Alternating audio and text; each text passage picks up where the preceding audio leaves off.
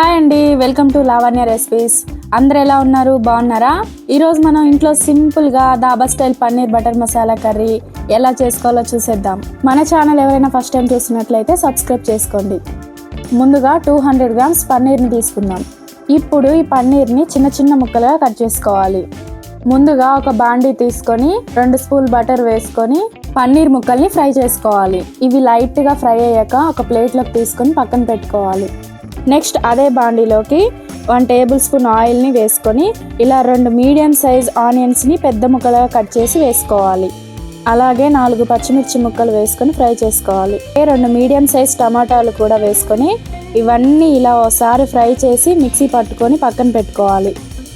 Next అదే బాండీలోకి 1 table spoon ఆయిల్ని 1 table spoon బటర్ని తీసుకొని ఇంచు దాల్చిన చెక్క, 4-5 లవంగాలు, 2 లేదా 3 బిర్యానీ ఆకులని ఇలా తుంచి వేసుకోవాలి.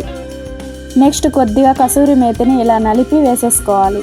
అలాగే కొద్దిగా సాజీరా కూడా వేసి ఓసారి కలిపేయాలి. ఇప్పుడు కట్ చేసుకున్న 2 లేదా 3 పచ్చిమిర్చి, 2 టేబుల్ స్పూన్ అల్లం వెల్లుల్లి పేస్ట్ వేసుకొని పచ్చివాసన పోయేంత వరకు ఫ్రై చేసుకోవాలి. నెక్స్ట్ ముందుగా మిక్సీ పట్టుకున్న టొమాటో ఆనియన్ పేస్ట్ని వేసుకోవాలి. అలాగే చిటికెడు పసుపు, 2 టేబుల్ స్పూన్ కారం వేసుకోవాలి. ఇప్పుడు ఒకసారి కలుపుకొని ఒక గ్లాస్ వాటర్ వేసుకొని సరిపడా సాల్ట్ వేసుకొని మొత్తం ఇలా కలుపుకొని 5 నిమిషాలు ఉడికించుకోవాలి.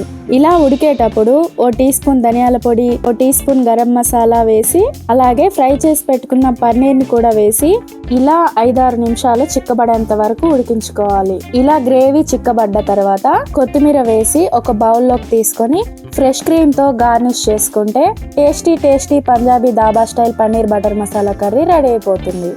ఈ కర్రీ పూరి, చపాతీ, రోటీలోకి చాలా బాగుంటుందండి. మీరు కూడా ఒకసారి ట్రై చేసి చూడండి, మీకు డెఫినెట్గా నచ్చుతుంది. Thanks for watching.